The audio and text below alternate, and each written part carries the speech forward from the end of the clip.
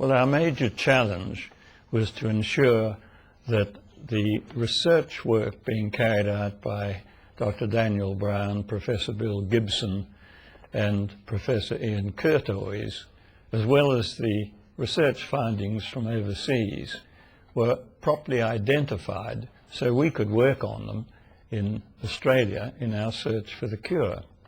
First of all, we had to build a team, and the problem that we faced there was getting the money.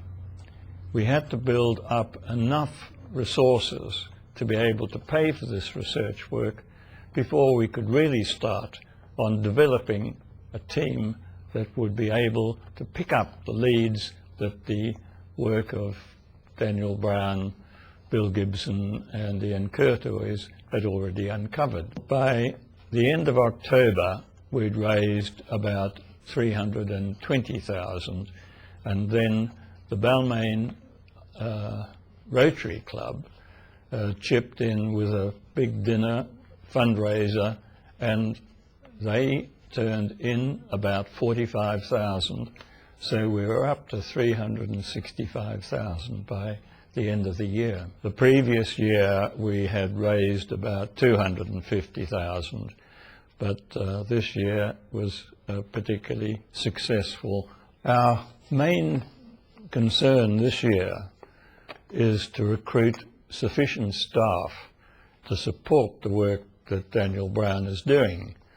We have advertised unsuccessfully, but we're not downhearted, because that was exactly the same thing that happened when we first had enough money to afford to advertise and offer the research fellowship, which Daniel Brown eventually applied for.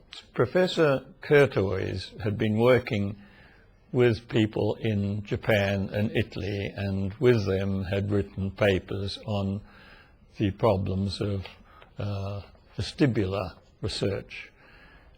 It was one of those contacts that he talked over with me, and we suggested that if he could recruit this young man, then we would have a very strong contender in the field of research to assist Daniel.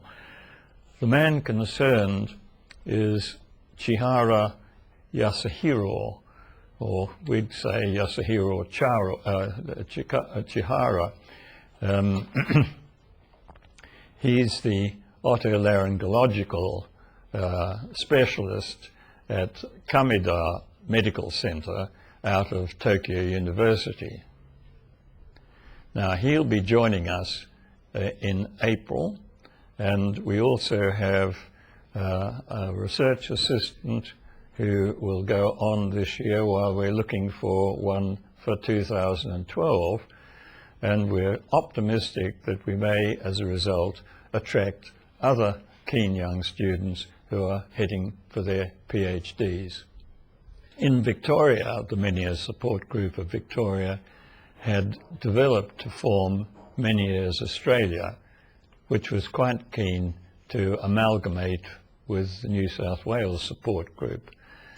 We were concerned that we retained our responsibility for research rather than we got into the involvement with the support group.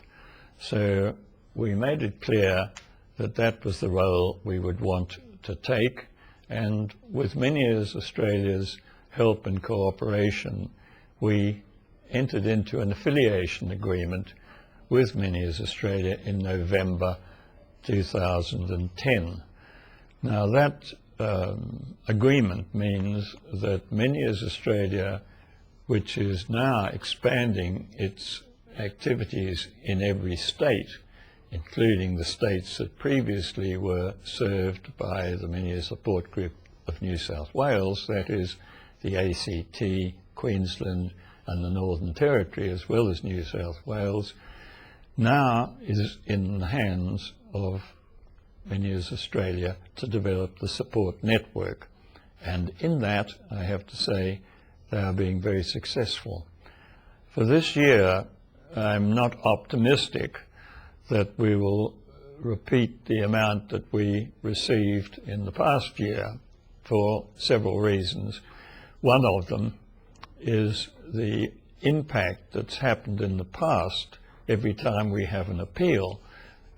In 2009, there were the Victorian bushfires. In 2010, there was the global financial crisis. And this year, we've had the Queensland Victorian floods, which have drained the pool of money that donors are wanting to make available, even though our need is greater than it was last year.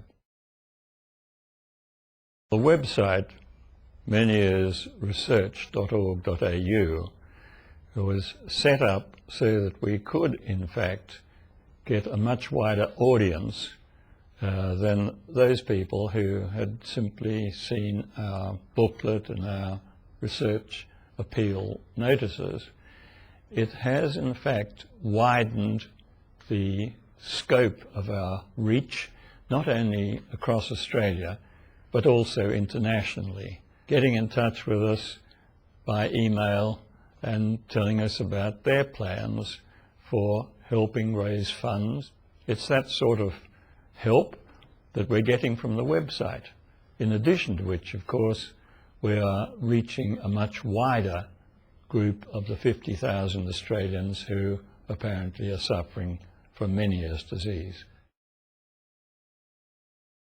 By going to the website, they can click on the donate button, which will bring up the way they have to act to get the money into the hands of the university's Medical Research Fund.